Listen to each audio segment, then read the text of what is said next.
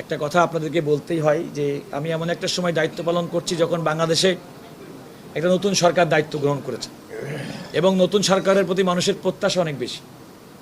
তো আদালত কেন্দ্রিক আমাদের কার্যক্রমের উপরেও বাংলাদেশের মানুষের যে প্রত্যাশা, সে প্রত্যাশা পূরণে সহায়তা করবে।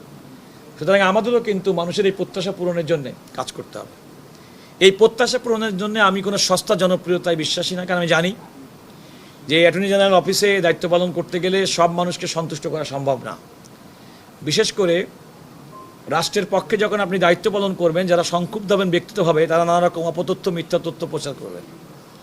কিন্তু যে কথাটি আমি আশ্বস্ত করতে চাই আপনাদের মাধ্যমে দেশবাসীকে, বিচারপ্রার্থী মানুষজনকে, যে আমাদের কার্যক্রম হবে সম্পূর্ণ সততার ভিত্তিতে, আমাদের কার্যক্রম হবে আমাদের পেশাদারিত্বের ভিত্তিতে, ন্যায় নিষ্ঠার সঙ্গে, এবং মানুষের সুবিচার প্রাপ্তির ক্ষেত্রে আমরা আশা করি যে আমাদের এই অফিস সর্বাত্মকভাবে কাজ করে যাবে এবং সহযোগিতা করবে।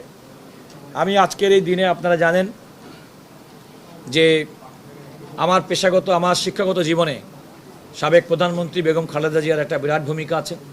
তিনি আমাকে কূটনীতিকের চাকরি দিয়ে লন্ডনে পাঠিয়েছেন এবং আমি আমাদের যে আদর্শিক নেতা জনাব শহীদ রাষ্ট্রপতি জিয়াউর রহমানের রাজনীতি করি। আজকে বাংলাদেশে এটাও একটা চমকপ্রদ ঘটনা যে এই দুজন বাংলাদেশের বরেণ্য ব্যক্তিত্ব, তাদের সন্তান জনাব তারেক রহমান আজকে বাংলাদেশের রাষ্ট্র পরিচালনার দায়িত্ব পেয়েছেন। এবং এরকম একটা সৌভাগ্যবান সময়ে আমি নিজেই রাষ্ট্রের পক্ষে আইনের সহায়তা দেওয়ার দায়িত্ব পেয়ে আমি নিজেকে অত্যন্ত সৌভাগ্যবান মনে করছি।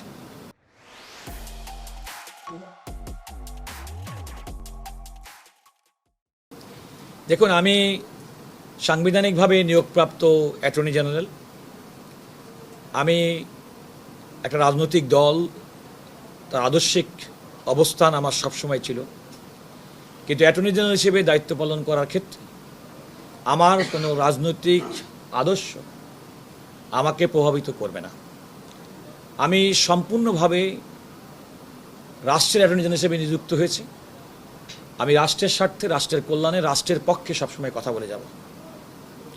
এবং সেক্ষেত্রে আপনি যেটা বললেন, যে কথাটি আপনি মিন করেছেন, সেটি এটা হবে না বলে আমি মনে করি। অর্থাৎ আমি রাষ্ট্রের অ্যাটর্নি জেনারেল, এই রাষ্ট্রের পক্ষে আমি থাকব। যেহেতু রাষ্ট্র অ্যাবস্ট্রাক্ট, রাষ্ট্র কোনো কাজ ফাংশন করে না, রাষ্ট্র সরকারের মাধ্যমে পরিচালিত হয়।